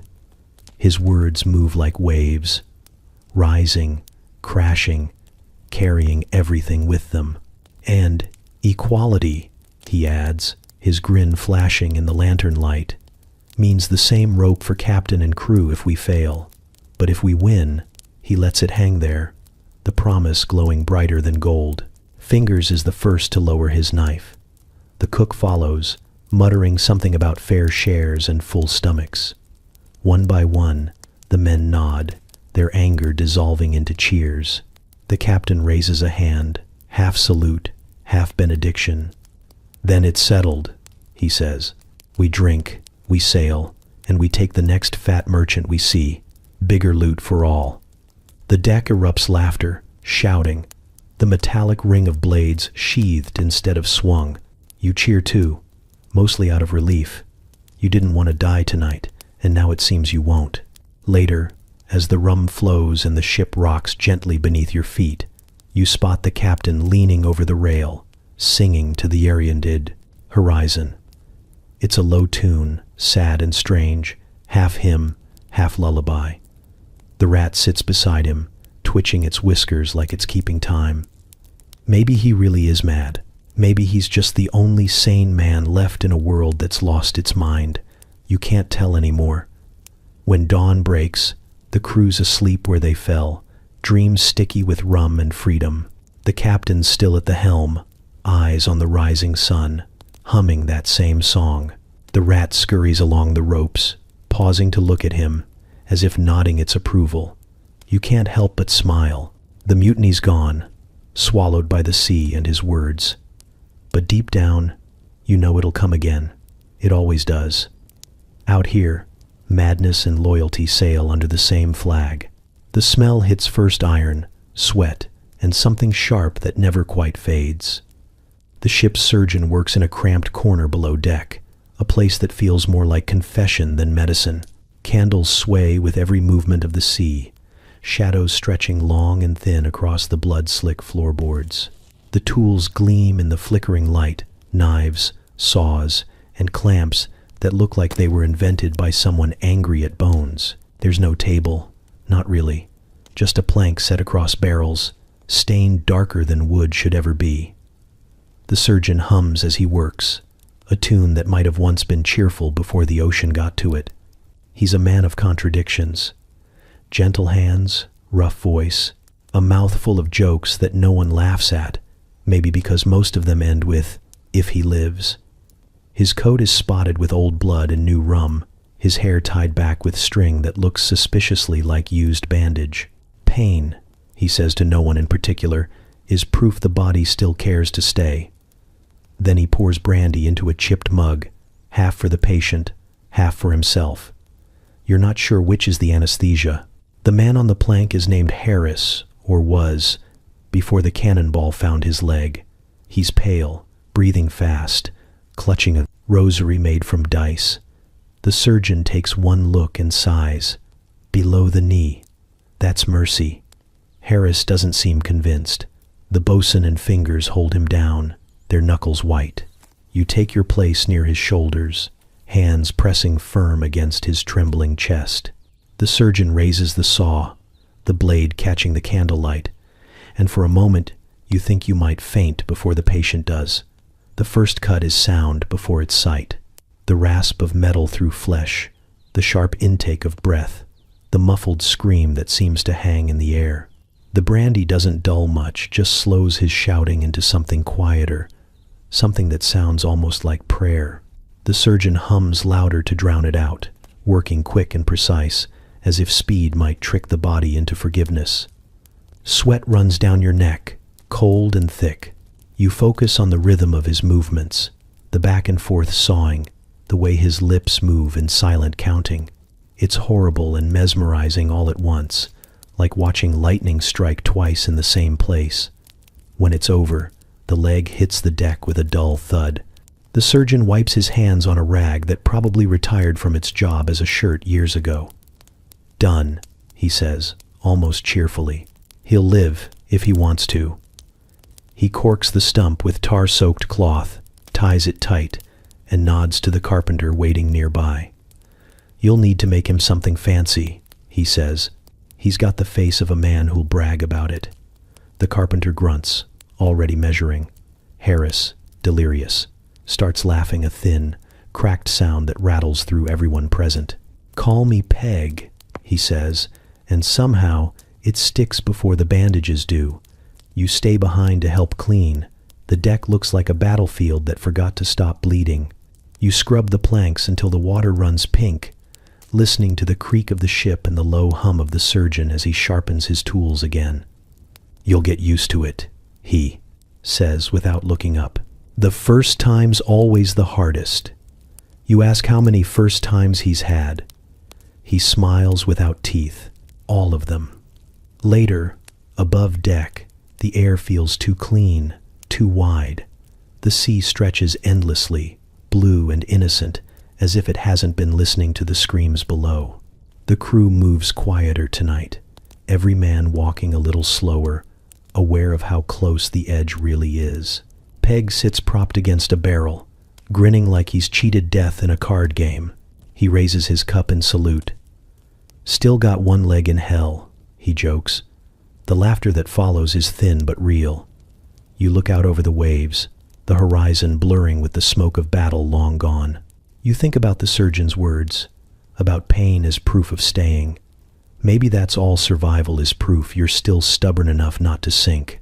The ship groans beneath your feet, alive in her own way, and you realize how narrow the space is between living and legend. Just the width of a plank. The first step on land feels wrong, like the world's forgotten how to hold still. The dock doesn't sway, but your body does, convinced it should. You stumble forward anyway, boots striking wood that feels too stubborn and dry to be trusted. The air smells different here, less salt, more sin. The port hums with noise and life, laughter spilling out of taverns, music too fast to keep up with, and the faint clink of coins exchanging hands for promises no one intends to keep. Shore leave, the crew calls it, freedom, for however long your money and self-control last. The first tavern is already too full of sailors pretending they don't know each other. You join them, because pretending is part of the ritual. The room tilts in the soft lamplight, walls painted in sweat and spilled rum. A fiddler saws away in the corner like he's trying to set the air on fire, and you're dragged into a dance before you can protest. The floor heaves under stamping feet. Laughter rises, and you forget for a moment that your legs still think you're at sea. Someone hands you a drink, then another. The taste is terrible, which only proves it's authentic. You lose track of time the same way you lose track of your coins gradually, and with enthusiasm, Fingers challenges a local to an arm wrestle and wins 3 mugs, then loses all 3 to gravity. The cook sings a song about mermaids that somehow becomes a drinking game involving imaginary fins. The captain disappears early, leaving behind a trail of admiration and unpaid debts. You dance until your knees ache, laugh until your ribs hurt, and for one night, the world feels wide enough to hold you. It's late, maybe very early, when the music fades into a softer hum. The tavern has emptied into the street, spilling laughter into the darkness. You find yourself sitting at a table that's missing a leg, sharing a bottle with a woman whose name you never quite catch. She's got a scar along her jaw and the kind of smile that looks both promising and dangerous. "You're one of the Follies lot, aren't you?" she asks, voice low, eyes sharp. You nod, because denying it seems pointless when your shirt still smells like tar and ocean. "I'll see you next voyage then," she says, tapping her cup against yours. You don't remember what you said back, but it must have been convincing because she laughs. Morning finds you in an unfamiliar room with sunlight stabbing through shutters like it's personal. Your head feels hollow and full at the same time. You sit up slowly, notice your boots are gone, and realize your eyebrow is, too. There's a smudge of ink on your arm, something that might be a drawing or might just be evidence of poor life choices. A note sits beside you on the table, written in looping handwriting. "Next time, bring better rum." You stare at it for a long moment before folding it neatly into your pocket, because some debts are worth remembering. The walk back to the ship is quieter. The streets are half empty, the night's noise replaced by the soft groans of people making peace with daylight. The sea smells stronger here, cleaner somehow, like it's calling you back before you make more trouble. You pass the preacher from last port, asleep against a barrel, clutching a half-empty bottle and mumbling something about redemption. You nod respectfully, because everyone's got their own religion. When the Mercy's Folly comes into view, she looks almost gentle in the early light. The crew's gathering again, some limping, some laughing, all pretending the night didn't happen exactly as it did. Fingers waves from the gangplank, his face red, his grin enormous. "Lose anything important?" he asks. You touch the spot where your eyebrow used to be. "Nothing. I wasn't finished with," you say. He laughs, slaps your back, and together you climb aboard. The captain's already at the helm, humming something tuneless, his eyes on the horizon. The sails fill, the ropes creak, and the sea opens her arms again. As the town fades behind you, you promise yourself quietly, foolishly, that next time will be different. It won't be. But for now, the wind is kind, the ship alive, and the world too big to worry about what you've lost on land. The nights stretch longer now, soft and heavy as wet rope. The days blur into salt and sun, the horizon always just out of reach, and the only thing sharper than the wind is the silence that creeps in once it dies. Then someone starts humming. It begins small, a tune without name or purpose, something hummed through cracked lips while mending a line or cleaning a blade. Another joins, then another. Soon the deck hums like a living thing, low and rough, a kind of heartbeat made from voices that shouldn't still be standing. The songs aren't elegant. They stumble like the men who sing them, words bending with accent and drink. Some are about women left behind, others about storms survived or captains cursed. One's just about a stew that allegedly bit back. The verses shift each time, depending on who's alive to remember them. You learn quickly that the point isn't truth, it's rhythm. Truth gets you killed. Rhythm gets you through. You try singing once, quietly, when you think no one's listening. Your voice cracks, rough from salt and smoke, but it fits. The sea swallows the sound and throws it back softer, like it's willing to meet you halfway. By the second chorus, fingers claps your shoulder, off-key and unbothered, and suddenly the whole crew joins in. It's a mess, loud, tuneless, beautiful. You're not a singer, but no one on this ship is. That's not the point. The point is to remind the ocean that you're still here. When the wind picks up, the voices lean into it, shouting laughter between the verses. The sails groan overhead, the ropes hum, and for a moment, the whole world seems to keep time with the song. Even the captain joins from the helm, his voice deep and ragged, half sermon, half curse. He sings of the sea like she's both lover and executioner, the only one who's ever truly known him. The rat sits near his boot, twitching in approval, as though it's heard this ballad too many times to be impressed. Later, when the singing dies down, the stars come out in full thousands of them, scattered like spilled coins across the sky. They look close enough to touch, though you know better now. You lie on the deck, back pressed to the boards, the ship rocking beneath you like a cradle built by drunks. The air tastes of tar and smoke, and the faint sweetness of rum.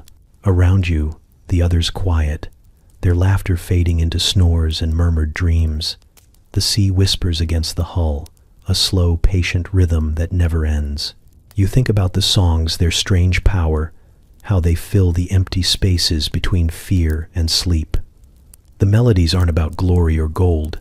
They're about holding on when the world wants to pull you apart. About memory and madness and the fragile joke of still being alive. You hum a verse under your breath, something about home, though you're not sure where that is anymore. Maybe it's here, between the planks and the stars, surrounded by men who sing because silence feels too much like surrender. The wind shifts, carrying the tune out to sea. Somewhere beyond the dark, another ship might hear it, mistake it for ghosts. Maybe they wouldn't be wrong. The men around you are half dead already, bound to a life that eats more than it gives. But the song makes them human again, if only for a verse.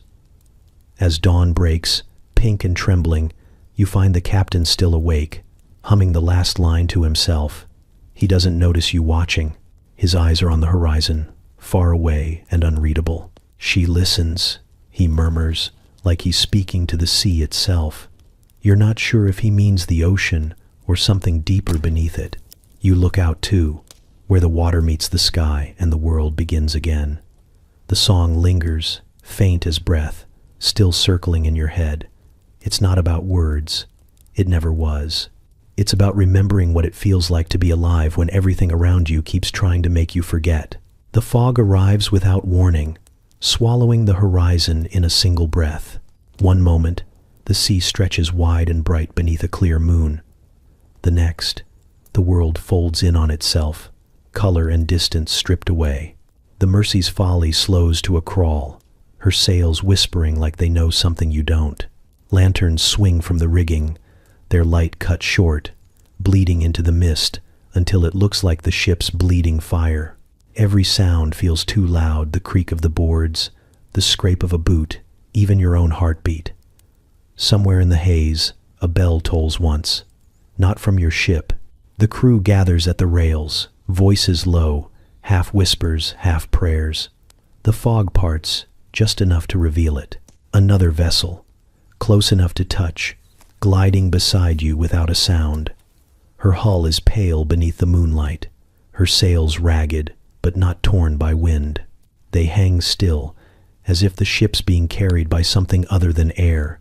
No flag, no movement, no crew, just silence so thick it feels alive. The captain steps forward, hat in hand, his face unreadable. He raises it slightly, a salute that feels both respectful and afraid. "Evening, sisters," he says softly. "To the ship or the sea, you can't tell which." No one laughs. The fog presses tighter, thick as breath, and for a moment it feels like both ships are holding still in time, balanced on the edge of something unseen. You expect the captain to order distance, but he doesn't. He just stands there, still as the mast, watching the ghostly outline move in perfect parallel. You can see the shape of her decks now, empty but for coils of rope and what might be a toppled barrel. The air smells colder near her, sharp with something metallic, almost sweet. A sound rises so faint it might be your imagination. A low hum, the kind a ship makes when it's dreaming. Fingers mutters that she's a Dutchman's widow, cursed to wander until the sea forgets her name. The cook swears he saw one like her years ago, right before a hurricane took half his old crew. The surgeon, who believes in nothing, crosses himself anyway. You keep your eyes on the lanterns, forcing yourself not to stare too long. The fog plays tricks. It bends light and reason both. You remind yourself that stories are how sailors stay sane. And yet, someone gasps. You look up before you can stop yourself. There, on the other ship's deck, stands a figure, barely visible through the fog, motionless but distinct, a human shape, framed in the pale light. It's facing your crew, watching, or maybe waving. The gesture's slow, almost tender, like someone saying goodbye from very far away. You blink, and the figure is gone. The captain lowers his hat again, murmurs something you can't hear, and turns away. "Hands off the rail," he orders quietly. Eyes forward. She's got her own course. The crew obeys without question. No one breathes until the fog begins to lift, thinning like smoke. The ghost ship fades with it, slipping back into the dark as silently as she came. When the last trace of her vanishes, the air feels heavier, as if the sea's taken something from you in exchange for letting her pass. Hours later, the ship creaks and groans as if sighing in her sleep. The men speak softly, careful not to say too much. Some claim the figure waved farewell. Others swear she was warning you to turn back. The captain says nothing, but he keeps a lantern burning at the bow until sunrise, its light steady, stubborn, almost defiant. You sit on deck long after the others have gone below. The fog's gone now, replaced by a sea so calm it feels wrong. You watch the water, searching for ripples, for proof, for anything at all. Nothing moves, only the stars reflected back at you, bright, cold, and countless. You tell yourself it was just the mist, the drink, the mind playing tricks.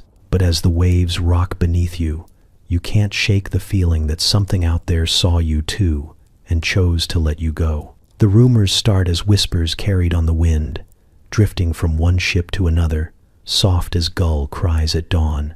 You hear them first in port over tankards and lies about the king's navy growing restless, about governors sending fleets with shiny cannons and clean uniforms. They say the world's running out of patience for men like you, that the age of freedom is ending. You laugh, because everyone does, but the laughter doesn't last. It never does when the music stops and the truth starts to sound like thunder on the horizon. The captain calls it nonsense. The sea has no kings, he says, raising his mug, and for a moment you want to believe him. You want to think ocean still belongs to the mad and the bold, to the ones too stubborn to kneel. But deep down, you know better. You've seen the ships, their hulls gleaming like armor, their sails white as judgment. You've seen the look in the merchant's eyes when you boarded last week, the way he wasn't afraid, just tired. Even your enemies have started to lose interest in hating you. That's how you know an era's dying, when fear turns into indifference. The crew pretends nothing's changed, but you can feel it in the way they move. Fewer songs, quieter laughs, longer stares at the horizon. Some talk about taking the king's pardon, settling somewhere warm with enough coin to buy silence. Others scoff, loading pistols just to feel the weight of something certain. Fingers jokes that pirates don't retire, they just sink slower. No one laughs at that one. At night, you lie awake listening to the creak of the ship, the soft slap of waves against her hull. The Mercy's Folly feels older now, her planks groaning like bones that have carried too much. She's been your home, your curse, your coffin in waiting, and you wonder what she'll become when the ocean decides she's done her part. You think of land, of solid ground and quiet mornings. The thought used to make your stomach twist. Now it makes your chest ache in a way you can't name. The captain stands at the helm one evening, his coat snapping in the wind, his rat perched on his shoulder like an admiral. They can have their laws, he mutters, but they'll never cage the tide. The crew cheers, but it's half-hearted, like the echo of a prayer everyone stopped believing in. You watch him, wondering if he knows it too, that even tides change, and no one gets to sail forever. A week later, a storm rolls in, not the kind with thunder and rain, but the kind made of sails, dozens of them, lined across the horizon like teeth. The Royal Navy, hunting what's left of the old world. The captain orders the Folly to turn east, away from the fleet, but there's no running from what's already caught you. You can smell the iron in the air, the scent of order, clean and merciless. The men move fast, reloading, retying, pretending they still have a chance. But the ships don't come for you. They pass in the distance, chasing some other doomed crew. You watch them disappear into the gray and realize it doesn't matter. The ocean's shrinking, the world's closing its hands around it. The golden age isn't ending with a fight, it's fading, slipping quietly beneath the waves like everything else that dared to be free. That night, the crew drinks in silence. No songs, no boasts, just the sound of cups against wood and the soft murmur of men remembering who they were before they learned to steal for survival. You sip slowly, tasting salt in your rum, wondering if it's from the sea or your own sweat. The captain raises his mug, eyes distant. To the end of the world, he says. No one disagrees. You look out over the black water, stars rippling on its surface like shattered gold. Somewhere out there, other ships are sinking, burning, surrendering. Somewhere, the world's moving on without you. You dream of land again, of stillness, but when you close your eyes, all you can hear is the sea whispering, soft and endless. It doesn't beg, it doesn't promise, it just waits, like it always has, knowing you'll come back. Because men can leave the ocean, but the ocean never leaves them. The first cannon shot sounds like the sky splitting open. It rattles your teeth and sets every nerve in your body on fire. The sea erupts around you, white spray mixing with black smoke, the air thick with the stink of powder and burning rope. The Mercy's Folly groans under the impact, her timbers shrieking like a wounded animal. Men shout orders that vanish into the roar, and somewhere in all that chaos, you find your hands moving before your mind catches. Uploading, aiming, firing, surviving by instinct alone.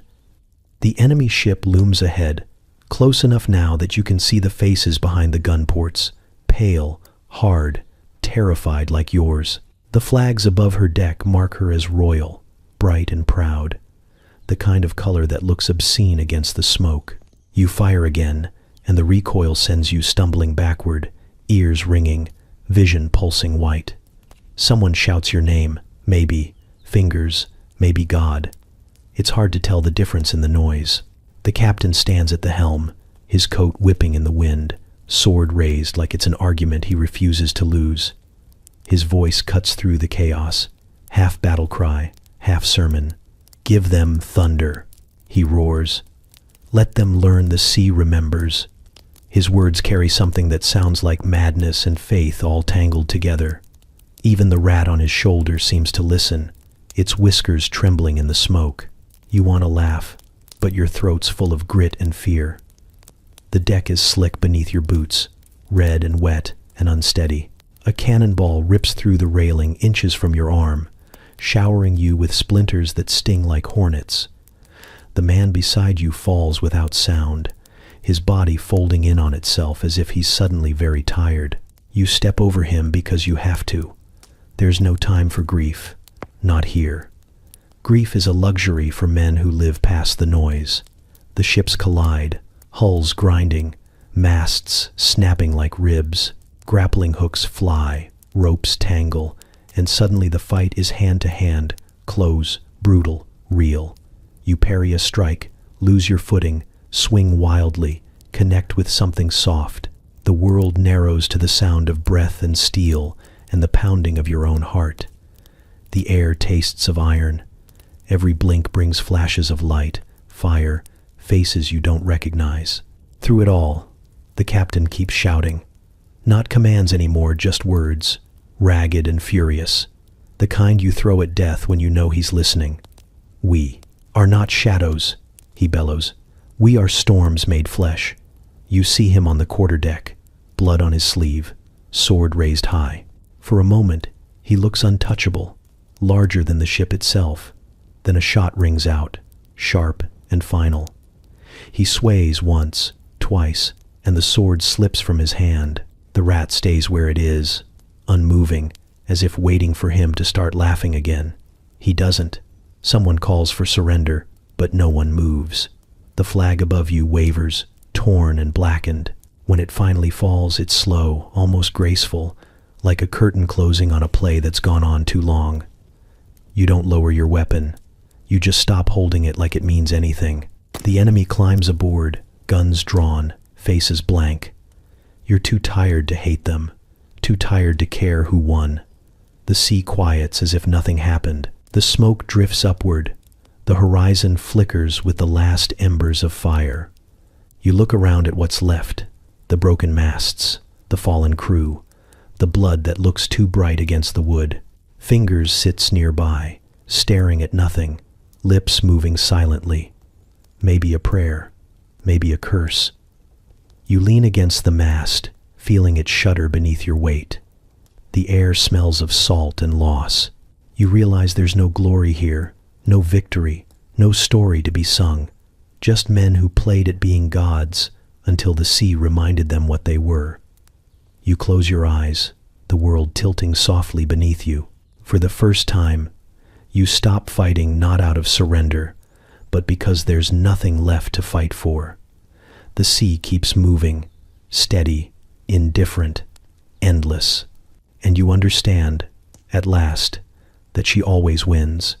You wake to the sound of the tide breathing in and out, slow and even, like the sea's fallen asleep beside you.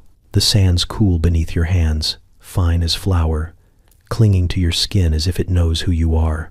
The air smells of salt and old wood, and somewhere far off, a gull laughs, a sharp, lonely sound that almost feels like a joke. You forgot the punchline too. You open your eyes, blinking against the glare, and realize you're on a shore you don't recognize. The world's too quiet. The kind of quiet that comes after everything's already happened. The wreck of the Mercy's Folly lies down the beach, her ribs jutting from the surf like the bones of something once proud and alive. The waves lap at her gently now, not angry anymore, just tired. You make your way toward her, each step sinking a little deeper into the sand, your boots heavy, your body heavier. It's strange how the ship looks smaller now, like the sea finally decided she'd been too loud for too long. Bits of rope and splintered wood are scattered along the tide line. You find a half-burned barrel, a torn bit of sail, and, improbably, the captain's hat. It's missing its feather, but it still smells faintly of smoke and madness. You hold it for a long moment, feeling the weight of it, then set it down on the sand. The sea reaches out and takes it back without hesitation. You sit where the water can just touch your feet.